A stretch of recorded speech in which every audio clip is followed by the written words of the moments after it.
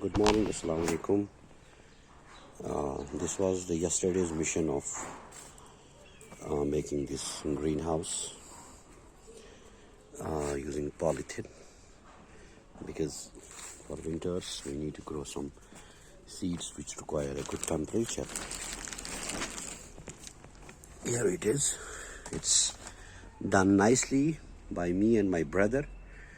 We did it yesterday, was holiday, and we had a mission of making this greenhouse using adhesives instead of any stitching.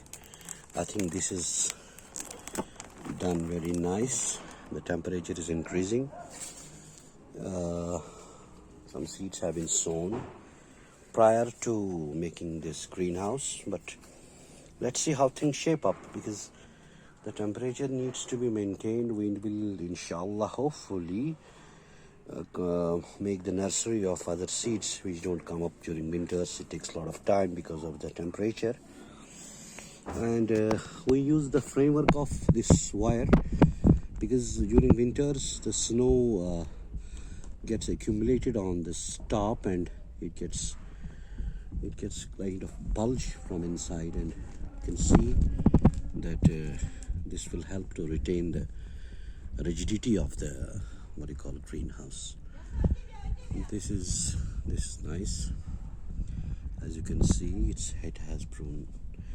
We have covered the base of this by soil, because soil from outside and inside, so that it holds nice.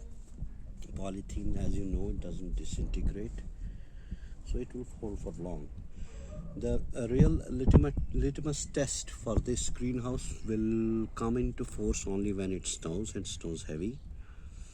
And let's see these wires which we have used as a meshwork to support this polythene works as per our wishes and desires, and it does not succumb to any injury or succumb to any damage due to heavy snowfall, because as you know, this part of the world witnesses heavy snowfall, and hope our DIY is success. Thank you very much.